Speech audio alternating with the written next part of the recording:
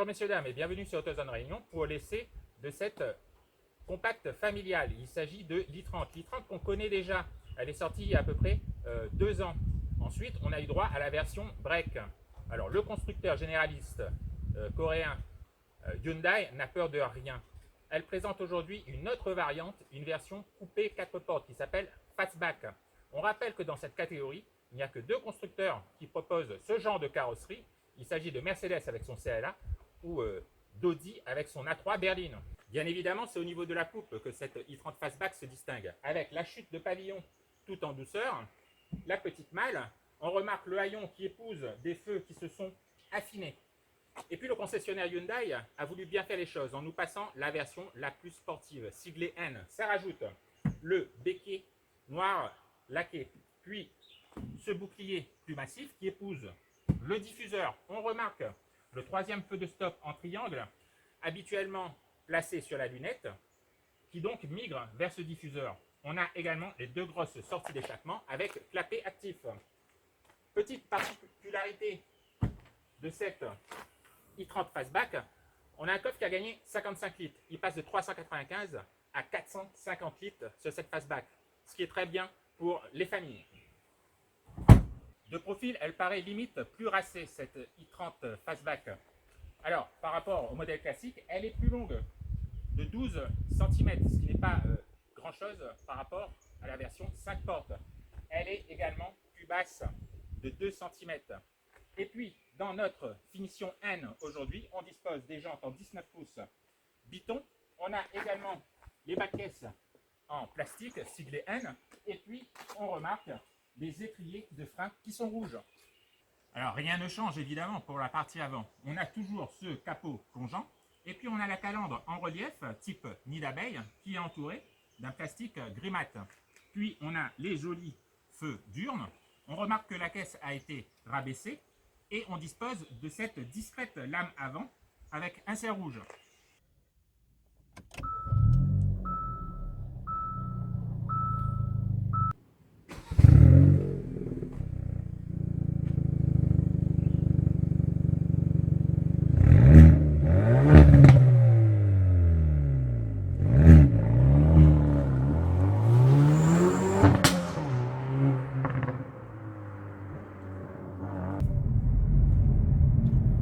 Alors messieurs dames, bienvenue donc dans cette i30N Fastback. Alors au niveau de la planche de bord, ça manque d'originalité je dirais. Et même dans cette version N, on n'a pas beaucoup de personnalisation. On a un traitement noir, noir pour le pavillon, noir pour les aérateurs. On a une petite touche de rouge sur les aérateurs latéraux. Et la présentation est assez classique. Côté finition, les Coréens ils ont tout compris. La qualité des matériaux elle est plutôt bonne et puis l'assemblage quasi parfait. Au niveau des équipements, bien évidemment, cette version haut de gamme propose le maximum pour cette catégorie. Au niveau de l'habitabilité, alors on a la même place pour les jambes à l'arrière. Ça ne change pas grand chose sur cette version Fastback. Par contre, on a une garde au toit un peu plus limitée, donc les plus d'1,80 m pourront être gênés. À la conduite, par rapport à sa sœur 5 portes, il n'y a pas grand chose qui change. Même avec les 12 cm de plus en longueur, le véhicule pèse 12 kg également de plus sur la balance. Elle est plus aérodynamique de 7%. Personnellement, on ne voit pas les différences. On ne ressent pas les différences à la conduite. Alors, bien évidemment, cette i30N Fastback, c'est une sportive. On a le mode N avec lequel on peut régler les paramètres de la transmission, le moteur, le réglage régime, c'est le talon pointe automatique. On a le réglage du différentiel. Alors un différentiel d'embrayage multidisque géré électroniquement. Puis on a le son à l'échappement et on a également les réglages châssis, de la suspension pilotée puisque ce véhicule propose la suspension pilotée de série, de la direction et puis du système du contrôle de trajectoire. Alors, tout est réglé en sport ou en sport plus. Il suffit d'appuyer sur la touche N. On passe donc en mode N Custom.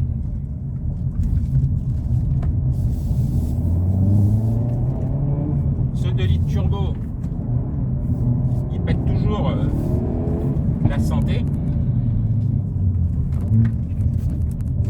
C'est très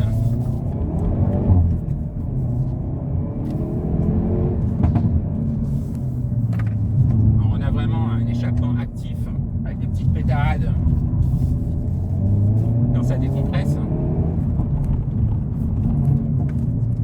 On adore la direction, elle est vraiment très bien paramétrée.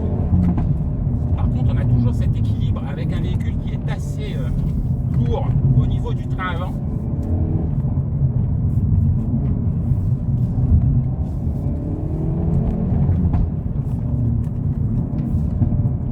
Une boîte super précise, une boîte mécanique.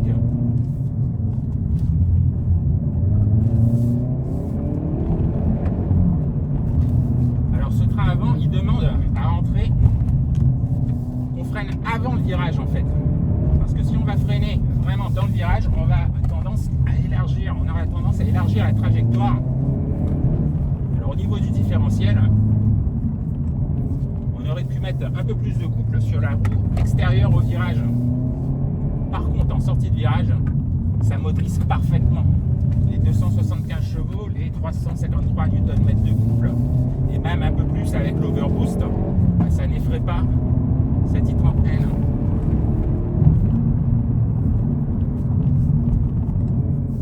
Donc c'est un véhicule véritablement efficace avec lequel on prend définitivement du plaisir.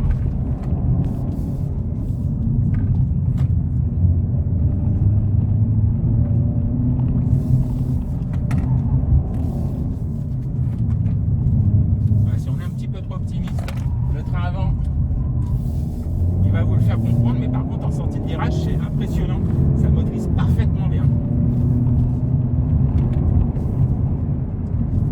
Donc voilà, c'était un petit essai dynamique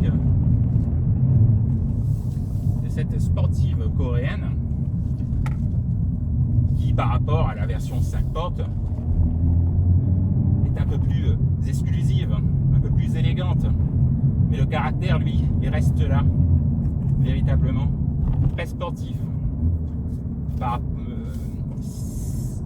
Si on parle tarif, par contre, l'exclusivité a un prix, puisqu'elle sera à peu près 5000 € plus chère que la version 5 portes. Voilà, nous on vous dit à très bientôt sur AutoZone Réunion pour un prochain essai. À bientôt.